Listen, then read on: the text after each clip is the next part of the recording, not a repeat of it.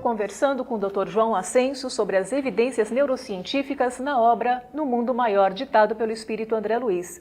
O Dr. João Ascenso também é membro da Associação Médico Espírita Carioca.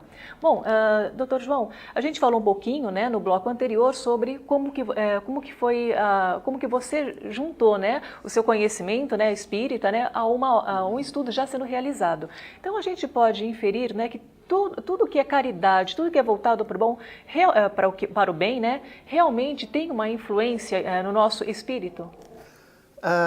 O que a gente pode dizer neste momento, do ponto de vista científico, é quando nós ativamos valores e que esses valores correspondem a comportamentos que significam um sacrifício real da nossa parte, nós ativamos intensamente o córtex frontopolar ou a região mais anterior do nosso lobo frontal. Esse é o dado científico que nós temos. Depois existem várias interpretações. Os materialistas fazem umas, os espiritualistas fazem outra. Mas, na verdade, essa evidência de que essa região mais anterior é intensamente ativada, ela comprova uma tese que não era comprovada cientificamente em 1947 e que é irrefutável. Portanto, nós já sabemos hoje que o cérebro, essa parte mais anterior do cérebro, esse dado sugere que essa região ela arquiva representações mentais nobres. Por exemplo, quando nós pensamos em caridade, em bondade, em virtude, em compaixão, ela ativa representações que estão arquivadas nesse córtex frontopolar e também em outras regiões mais anteriores do cérebro.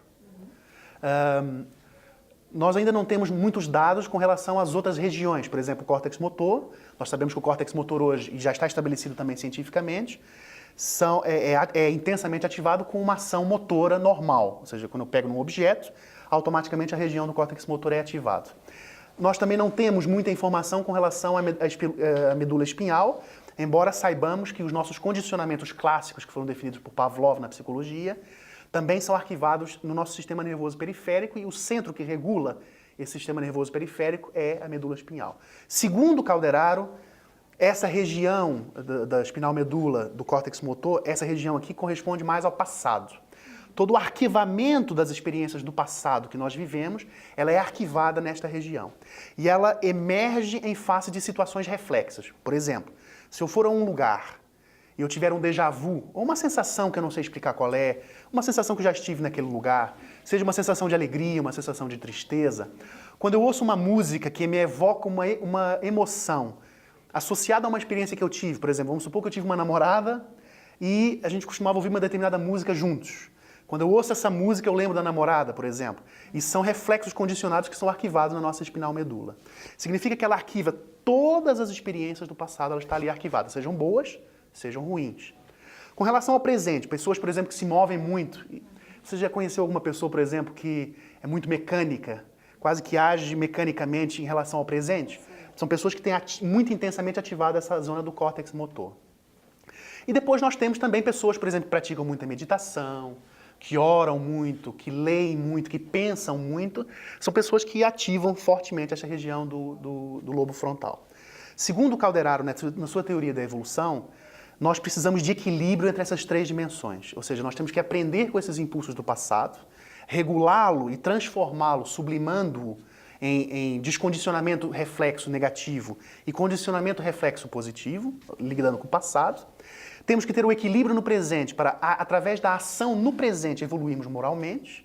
E temos que utilizar representações mentais de valores, de ideias, de conhecimentos, de noções, de crenças, que nos guiem os nossos valores e as nossas ações.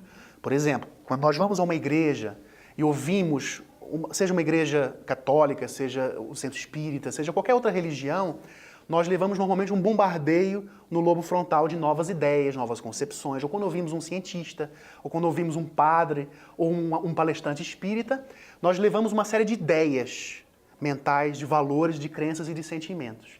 Essas ideias, valores e sentimentos tornam-se representações arquivadas no córtex pré-frontal anterior, que orientam as nossas decisões do presente. Então essa região pré-frontal ela é a mais nobre porque ela guia as outras todas. Mas na verdade a evolução real, segundo Calderaro, ela é feita através do presente e através da ação. Mantendo um equilíbrio entre o autoconhecimento do passado, a ação no presente através de iniciativas nobres, concretas, e guiados por representações nobres que estão arquivadas no córtex pré-frontal anterior. Então, isso também vem muito ao encontro que muitas pessoas dizem, né? Se o pensamento é um fruto da mente ou do cérebro, né? Na verdade, essa pesquisa, ela não me permite distinguir o que causa o quê. Por quê? Porque entramos com a questão da metodologia. A ressonância magnética funcional, ou neuroimagem, ela proporciona estudos de correlação, chamados correlatos neurais. O que isso significa? Nós estamos deitados numa ressonância magnética, é pedido que o indivíduo ou tome decisões, que são consideradas ações concretas, ou pense ou sinta, né? E ao mesmo tempo que ela pensa determinada coisa experimentalmente controlada por nós, o que nós obtemos é uma ativação neural de uma determinada região cerebral. Isso não nos dá a capacidade de inferir relações de causa e efeito. Nós não sabemos se é o pensamento que ativa o cérebro ou se é o cérebro que ativa o pensamento. Por quê? Porque do ponto de vista estatístico, o que ela proporciona são estudos de correlação. A correlação estuda a associação entre duas variáveis, não a relação entre causa e efeito entre as duas. Ou seja, a neuroimagem ela não me permite saber se é a mente que está produzindo a ativação cerebral ou se é a ativação cerebral que produz também efeito sobre a mente. Nós achamos que são os dois, mas nós não temos dados conclusivos de relação causa e efeito porque a metodologia não me permite essa relação de causa e efeito. Existe uma possibilidade que nós estamos fazendo na nossa tese de doutorado, que é induzir um determinado valor através de priming, por exemplo, inconsciente de valores, ou seja, o indivíduo não sabe que está sendo induzido a determinados primings de valores, por exemplo, aparece na tela palavras relacionadas com benevolência, em 20 milissegundos. O indivíduo vê, mas ele não consegue ter consciência do que viu. E a gente acha, e há estudos experimentais da psicologia que provam que essa indução experimental ela já acontece na psicologia, ou seja, eu posso receber primings de benevolência e agir de uma forma mais benevolente, mesmo sem ter consciência do priming ou da influência que eu recebi. Isso já está estabelecido na psicologia, um professor de Princeton já fez isso. Só que com neuroimagem, com o cérebro, nunca foi feito, então essa constitui a nossa tese de doutorado. Agora, se nós induzirmos um valor e ela aumentar o comportamento de cooperação, de bondade concreto, então a gente pode dizer que aquele valor gerou aquele comportamento. Aí sim a gente pode chegar na relação entre a mente e ativação cerebral, ou seja, provocado pelo valor, cérebro e depois comportamento. Assim a gente consegue fazer uma relação de causa e efeito. O outro benefício muito grande da relação causa-efeito de mente e cérebro são as experiências quase-morte. São as melhores evidências que são linhas de pesquisa mais promissoras. Certo. Então a gente vai falar um pouquinho então sobre essa linha, né, de experiência quase-morte no nosso próximo bloco. Nós vamos fazer um breve intervalo e voltamos já já.